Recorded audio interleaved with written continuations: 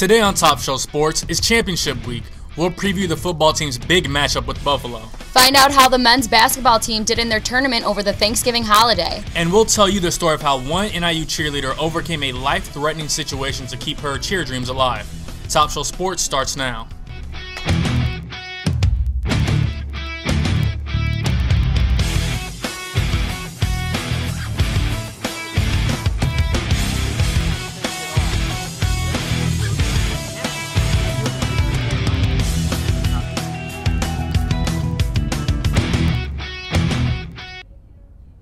Welcome to the newest edition of Top Shelf Sports. I'm Kobe Price. And I'm Emily LaRusso. Kobe, we're at that time of the year where fall sports are starting to wind down. You're absolutely right, Emily. Many of the sports are already finished, but our football team is headed to the MAC championship despite struggling in their final game. The NIU football team saw their offensive struggles continue last Tuesday, turning the ball over 3 times in their 28-21 loss to the Western Michigan Broncos.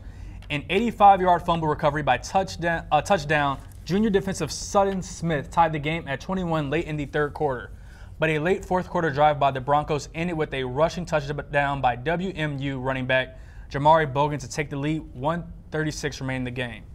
These Huskies didn't respond as sophomore quarterback Marcus Childers threw his second interception on the opening play of their next drive. The Huskies fall to 75 for the year. Smith's touchdown last week was just a small piece of another great performance by the All-American, and now Smith is being recognized for it. Smith was named the MAC Defensive Player of the Year for a second straight season, as well as the Vern Smith Leadership Award winner, an award given to the top player in the conference. The junior led the Huskies with 13 sacks and 21 tackles for a loss. Smith was also named to the All-MAC first team along with fellow Huskies senior offensive tackle Max Sharping and junior linebacker Antonio Jones-Davis.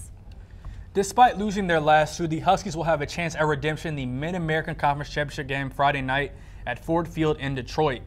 The team's 6-2 conference record was enough to clinch the MAC West Division, setting them up for a showdown against the 10-win Buffalo Bulls from the East. The Huskies will try to win their 4th title in 7 years while the Bulls look to end their 10-year championship drought. For those of you who want details on a fan bus of the game, you can find information at the Athletics Department website. Head coach Rod Carey said the team is looking forward to the opportunity. It's going to be a big challenge for us, and we certainly have to dot our I's and cross our T's on everything we do here this week. But we are excited about it. We know we've earned it. Now joining us on set is Northern Star beat writer James Krause. Thanks for joining us, James. Thanks for having me, guys. So the team is entering this big game with a 2-game losing streak. What does NIU need to change in order to be competitive and win? Well, I think the biggest thing that Rod Carey has harped on in these 2 losses is there needs to be an improvement on offense. Obviously, turnovers were a huge factor in both those games. 3 against Western Michigan, 1 that ultimately downed them at the end. So what I would expect to see from this offense is a little more of conservative approach, going more to their running backs. Trey Harbison and Marcus Jones have been very consistent, I think, this season. And I think you can expect them to get the ball a lot, but also take some shots down the field at times. Okay, so what's going to be the biggest factor going into the game for these Huskies? What's going to help them? The biggest factor, I think, for them all season and what's helped them the most win games is their defense. Obviously, Sutton Smith and Antonio Jones-Davis both have picked up awards, as have several other members of that team. But what's going to be important is the depth of that team. Trayshawn Foster is going to be coming back from an injury that had him sit out for 2 games, but also Josh Cochran is going to be sitting out the first half. He was ejected from the last game for a targeting penalty and will have to sit out the first half of this big game. It's really going to be time for people to step up. So NIU's opponent, the Buffalo Bulls, they're having a great year, 10 wins. What makes this team so good? They have a ridiculous amount of talent. I think that they have 3 guys who could be first-round picks one day in the NFL. Tyree Jackson, he's a big 6'7" quarterback. He can throw down the field, but the offense runs through him and his wide receiver, Anthony Johnson. He's going to be a first-round pick because of his uber athleticism. He's insane. Khalil Hodge in the middle at linebacker. He's a big deal for this Buffalo defense. Despite leading in a lot of categories in the MAC, this Buffalo defense has actually struggled on the ground this year, so that's why I expect NIU to go more with a ground-based attack on Friday. Well, thanks for joining us on set, James. Thanks for having me, guys. Appreciate it. Well, we've heard from the expert. Now let's hear from the students. Top Shelf sports reporter Maddie Barrett has some Huskies on the spot to test their knowledge on the football team. Hey Husky Nation, I'm Maddie Barrett and I'm here at DuSable to test these NIU students on what they know about the upcoming MAC championship. Let's see how they do. Do you know who we're playing? Buffalo? I don't know. That's okay, we're playing Buffalo. I know they're playing Buffalo. Nice. Honestly, I'm not sure. It's Buffalo. Buffalo. Nice. When did we last play at Ford Field? That one I don't know. Okay, it was last year. Last year, right? Yeah. You know where the MAC championship game is? Actually, yes. It's in Detroit this year, I heard. Yeah. Detroit. Nice. Detroit? When was the last time NIU played in the MAC championship? I believe it was 2015. Okay, good. Was it 2015? Yes. In 2015. Do you know what the bowl game was? Was it Motor City? No, it was not. It was the Quick Lane. Sounds like these Huskies know a little bit about the MAC championship coming up. Be sure to tune in on Friday at 6 p.m. Back to you guys at the desk. The football team is returning to the MAC championship game for the first time since the 2015 season. Top Shelf sports reporter Tom Burton has more on NIU's success this season. Your NIU football team is headed to the Mid-American Conference Championship game for the first time since 2015 after finishing with a 7-5 overall record and 6-2 in the Mid-American Conference. They've seen success on both sides of the football this season, but let's take a look at how they got to this point. Through the first 2 games of the season, the offensive struggles were evident as quarterback Marcus Childers had a hard time getting it going to start the season. We need him to play even better. That's the standard around here for quarterbacks is high. He has not met that standard yet. After 2 non-conference losses to begin the season, Week 3 rolls around as Central Michigan comes to town for the season's first MAC matchup. Childers had his breakout game of the year with 3 touchdowns to 3 different receivers. Huskies get their first win of the year, 24-16. After a loss to Florida State in Week 4, Week 5 and 6 resumed MAC play with 2 road games against Eastern Michigan and Ball State. The Huskies and Eagles were neck and neck before running back Trey Harbison runs it in for the overtime victory. Down the road in Muncie, Indiana for Week 6, the Huskies reclaimed the Bronze Stalk Trophy for the 10th consecutive season behind a big 130-yard game from running back Marcus Jones. Huskies improved to 3-0 in conference play. Following a boneyard victory against BYU, Week 10 against Toledo appeared to be the week where everything came together as NIU comes up with 3 rushing touchdowns, 2 from Marcus Childers. The defense did its job and came up with 5 sacks in the game. Huskies win 38-15. Head coach Rod Carey knows that winning and playing at a championship level takes a team effort. You know, we got to get back in there and go to work. That's the only way that we know how to do it, and we'll do it together. And what I love about this team is, you know, defense was still rooting for the offense, trying to pick them up, and you know, the offense was trying, and there's not finger pointing going on. NIU's most recent appearance at Ford Field was the 2017 Quick Lane Bowl, where they lost to Duke 36-14. Kickoff against Buffalo is set for 6 p.m. on Friday. I'm Tom Burton for Top Shelf Sports. After the break, find out how the NIU cheerleading team is preparing to improve on last year's second-place finish in Daytona. And Husky gymnast Cindy Lamberti joins us on set. We'll be right back.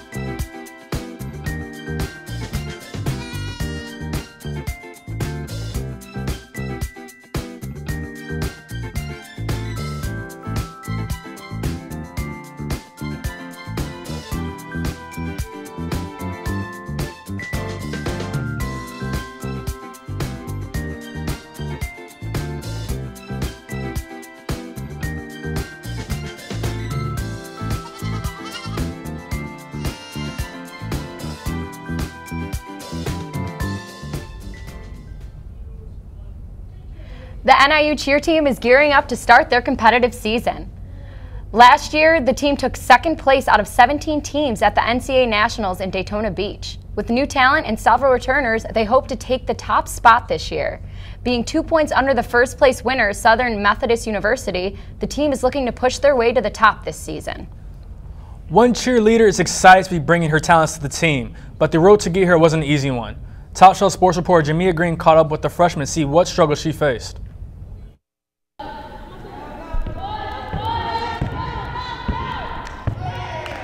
At one point, freshman cheerleader Marissa Tyser thought she was never going to cheer again.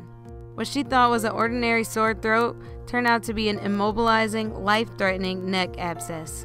While Tyser was in the hospital, nervous for her life and surgery, she never stopped thinking about what was most important to her, cheerleading.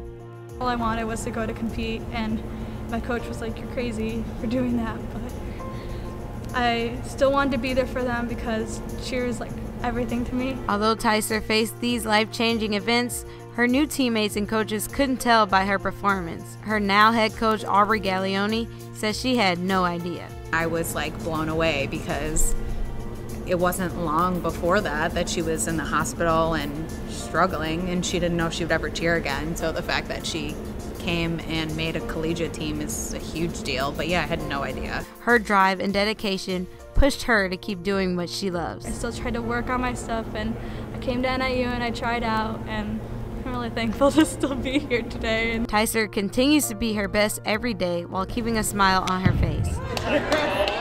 For Top Shelf Sports, I'm Jamia Green. The cheer team is encouraged by Tyser's experience and continue to help each other improve each practice. The wrestling team held their first home meet of the year. The team performed well in the Husky duels that welcomed Harper College, Clarion, and the 21st best team in the nation, Utah Valley. They won 2 of the 3 matches, with the loss coming to Utah State 21-14. The Huskies will travel to Bloomington, Indiana for a meeting with the Hoosiers. First match is Friday at 7 p.m. The women's basketball team picked up their 3rd victory of the season earlier today with a 83-61 win over North Dakota State.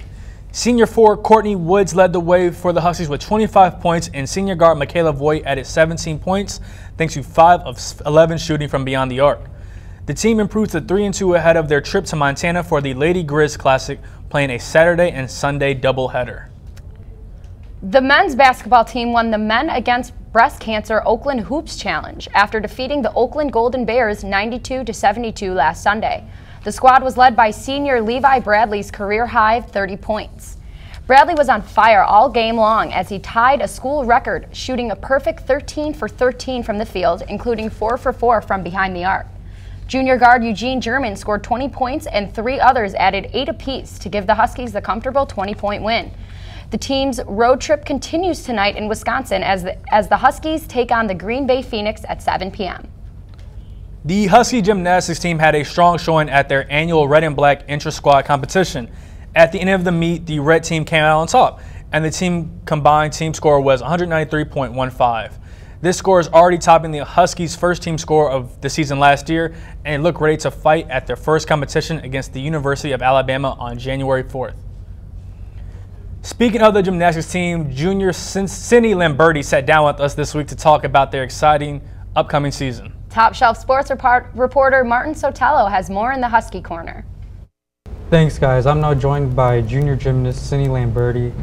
You know, you guys recently were part of the Red and Black, intra-squad meet that took place just a few weeks ago. So what was it like to finally get out there and compete for the first time? It was really exciting. Our team has been working really hard. So to finally show everyone what we've done over the summer and kind of at the beginning of the semester and get out there on hard mats, and it was just exciting for all of us, including the freshmen. It gets a taste out for them for what college is like. So. Yeah, and with the season set to begin in January, you guys will be going down to Tuscaloosa, Alabama. So what do you look to do in order to prepare for that and for the season, in general? Yeah, well, Alabama is a really good team, and there are 2 other teams there, so it's a quad meet. We just really have to focus on like staying calm in a meet and just doing what we do during practice. Focus on our landings, our little forms that we do, like form breaks, like just focus on those. So. Yeah, and you know, you're now a junior, so I assume you've taken on that leadership role. So what's that been like for you, like that transition?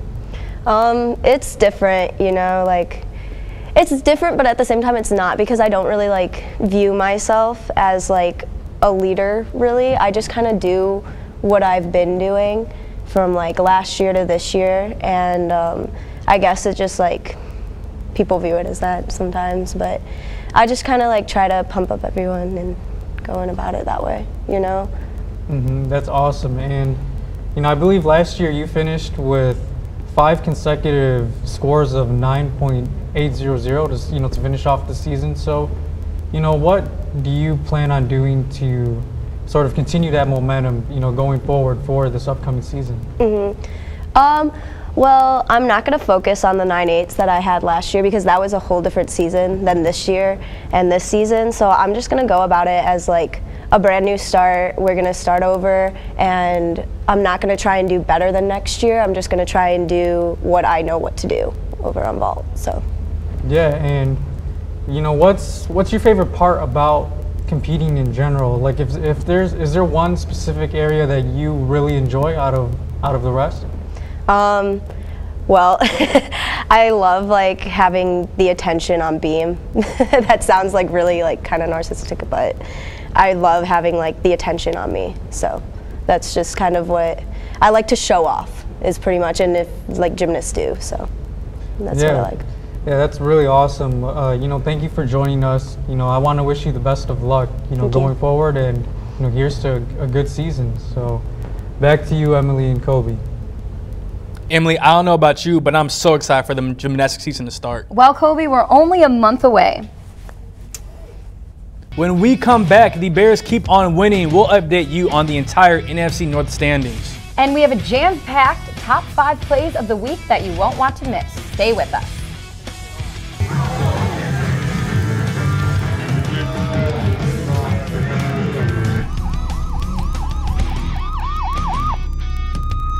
You made this vacation happen, cleverly merging promotions, double points with every purchase, and cross-referencing travel sites. Aloha! If you can ace your vacation, you can do it for retirement. Get on track with tips at aceyourretirement.org.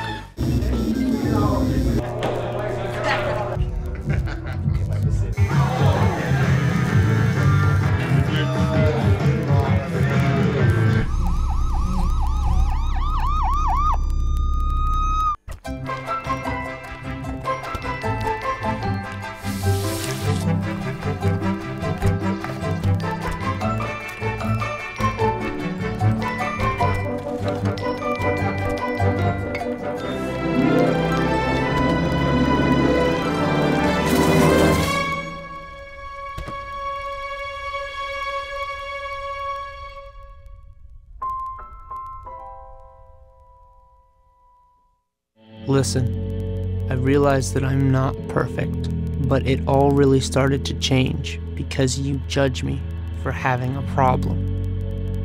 No one is going to know that I need help. I need help. I know that no one is going to judge me for having a problem. I realize that I'm not perfect, but it all really started to change because you listen. Emily, it's really strange times when the Chicago Bears are carrying the pride of Chicago winter sports. Well, that's what I'm thinking. With the Bulls and the Blackhawks both in the midst of rebuilding seasons, wins have been hard to come by. We're going to send it over to Top Shelf sports reporter Jamia Green to give you an update on Chicago sports.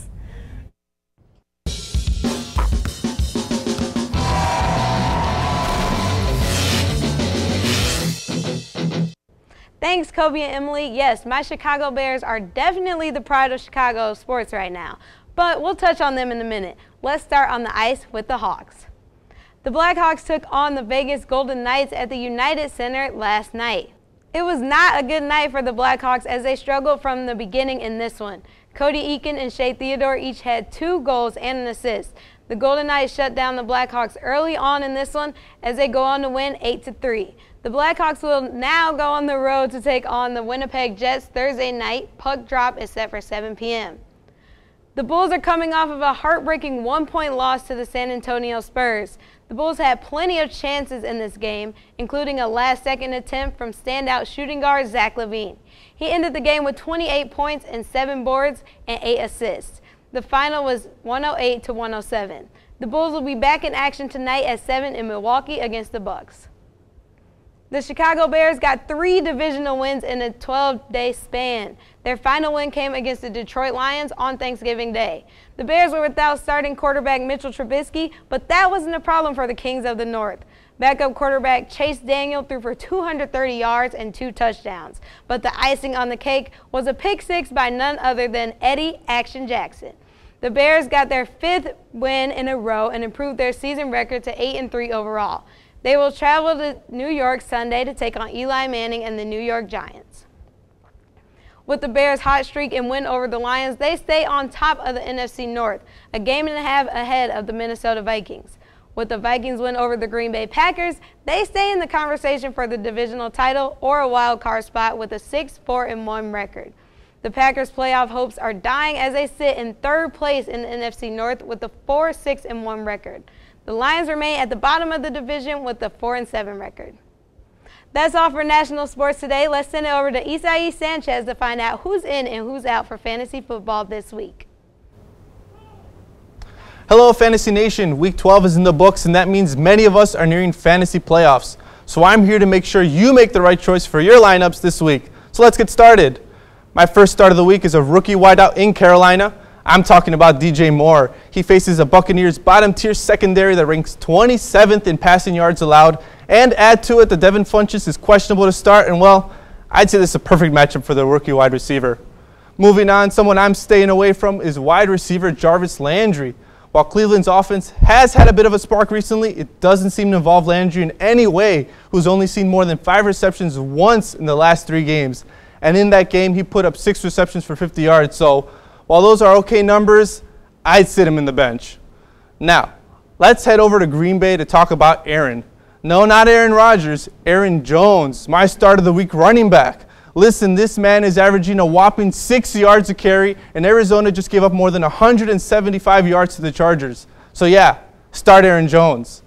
Now on the other side, Falcons running back Tevin Coleman is someone to stay away from this week. He faces a Ravens defense that only allowed 67 total rushing yards to their opponent last week. And while maybe some people may say, oh, those were the Raiders, you know, it doesn't matter. It was 67. And frankly, Coleman hasn't been productive either, only getting 23 yards last week. That's right, you heard that right, 23 yards. So for a running back, I'd look elsewhere. Now, let's talk quarterbacks. I know you guys have been waiting for that, and my starting QB is none other than Andrew Luck. Every week I've been hesitant to start Luck, but he has been playing out of his mind. Did you guys know that Luck has 8 straight weeks putting up 3 or more touchdowns? So yeah, start Luck because I don't think the Jaguars will be able to stop his hot streak. And then there's Carson Wentz. Let's face it, if you've started him the last 2 weeks, you have been very disappointed, and I just don't see that changing. The last 2 weeks, he has thrown for a combined total of 1 touchdown and 3 interceptions. So it's safe to say Wentz is not playing at an MVP caliber right now. So sit him this week because there are better options at quarterback. Well, that's all I've got for you this time. Hope this helps your fantasy matchups this week. Emily, Kobe, back to you. David Craighead is about to pump it up with this MMA segment. He's about to pump it up. Pump it up. Let's see how this goes. Thanks, friends. I'm David Super Pumped Craighead, and this is your MMA segment. First, we'll get into the Curtis Blades match, and then we'll get into Chuck Liddell and Tito Ortiz. This past Saturday, Curtis Blades made it his mission to cut down Ngannou in their second fight. Going into this matchup, Blades had only 1 loss, a defeat to the very same man he entered the cage. And on Saturday night, Francis the Predator Ngannou. Heavyweight fights have a tendency to be knockouts, and this one was no surprise. Blades landed only 1 significant strike to Ngannou's head. Ngannou landed 11 strikes all over Blades' poor soul. It was a first-round knockout victory for Ngannou. He should switch ranks with Blades after the fight from rank 4 to rank 3. Our other big fight was a turkey break after a matchup between UFC Hall of Famers that some might say are over the hill, but if they want to fight, I say let them fight. Chuck the Iceman Liddell, one of the great and arguably most popular fighters the UFC has ever had come into the cage at 48 years old. He came back from the trilogy closing fight with his biggest rival, Tito Ortiz. The two looked slow and old, but it was at the very least an interesting experiment. The trilogy ended with Tito Ortiz winning by knockout in the first round, making the score 2 Liddell, 1 Ortiz. Well, that's a wrap-up from Turkey Break. I hope it really pumped up your excitement for the MMA sport. Back to my cohorts at the desk. Thanks, David. You know, Emily, Thanksgiving just passed, but I'm still starving for some top 5 players. I know you are, Kobe, so I'll let you get right on that. Appreciate it. Coming in at number 5, the Oakland Raiders make a rare appearance in the top 5 as Derek Carr rolls out and tosses over to Jared Cook, who makes an incredible catch while falling into the end zone. Raiders lost this one 34-17. At number 4, Trey Burke sweeps in for the steal and dishes it to Emmanuel Mudiay, who throws it down over Garrett Temple. That's a nice dunk right Get it there. on his head! Look at that. Knicks come out ahead, 103-98. At number 3, Kellen Mond rolls out to the right and throws it in deep to the end zone to Kendrick Rogers, who tips it to himself and somehow catches it with the cornerback all over him for the touchdown. Oh my gosh. Emily, how did he even do that? I don't know, Kobe. Aggies won this one 74-72 in a 7-overtime thriller. Wow. At number 2, Chris Carson runs up the middle and avoids going down by an impressive 180 front flip. That's a 10 from the judges. Wow. Let's watch that come out again. This happens. Seattle takes this one 30-27. Just look at that. Could you do that, Kobe? No, that's impeccable form. I could never do that, not even in my dreams. Oh my gosh. And at number 1 for our top play of the week, a familiar face of the Chicago Bulls fans and Jimmy Butler has provided the Philadelphia 76ers with a tremendous boost.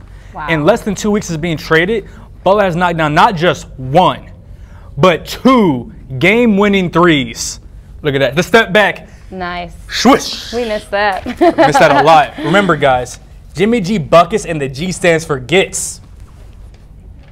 Emily, that kind of made me miss Jimmy Butler, I'm not going to lie. Yeah, Kobe, me too, but I'm still pretty happy with the Bulls core. They're looking pretty young. Yeah, you're right. Levine, Dunn, marketing, Winnacar, I think we'll be fine. I think so too. We'll be fine.